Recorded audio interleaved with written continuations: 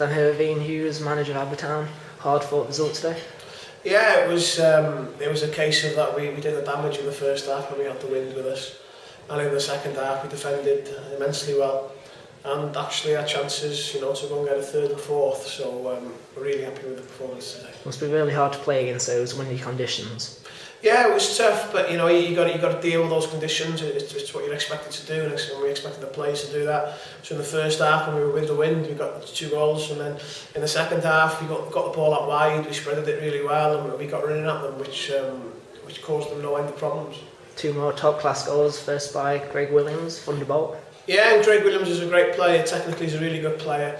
He's put that in the top corners, excellent with his left foot. He's underrated, I think, in the league, and he's been in the league for years, and he's doing extremely well this season, as he did last season as well. There was more chances to increase the scoreline, but it just didn't quite happen for you. No, it didn't. And, having 2-0, I think the important thing in the second half, playing against the wind, and Rhyl had the wind, was not to concede first and foremost, and he did that in the back four, did that exceptionally well. And then if we could get a third, great. But the main thing in the second half was not to concede. So Stephen Knight coming back from injury, how is he now? Yeah, he's fine. He came through the game, no problem. Obviously, Sean James had to come into midfield for Tom Shaw. Otherwise, Sean James would probably start at centre half. So Sean's come in and done really well. Got man of the match and was deserved of that as well. Next week away at Connors Quay. Tough game. Connors Quay are on a bit of a run at the minute. Obviously, they lost at TNS on the weekend away at TNS, which obviously is always a tough game. So they'll be looking to bounce back, and before that I think they won the last, they've lost in 7 or 8 games. Yeah, 7 unbeaten. Yeah, so it's going to be a tough game up there. They're physically strong, they're good, they're organised. So we've got to go, and make sure that we give a good account of ourselves and we get some out of the game. You spoke about Bangor being in a false position. Are they in a false position maybe in the league? Connors Quay? Yeah. Possibly. I know they should be fighting. They're probably fighting for top 6 now as well, which those results in the last 7 games has allowed them to do. So they've got something to play for. Obviously, they're still looking to get into the top 6.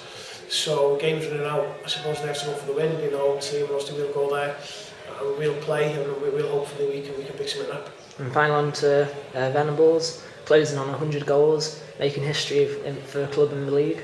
Yeah, and people don't realise, he is a midfielder. Even though he plays in a number 10 position for us, that's no secret. Against Druids last week in the Cup, we played with a flat 3 in midfield. So, and he broke from midfield, he's got so much energy.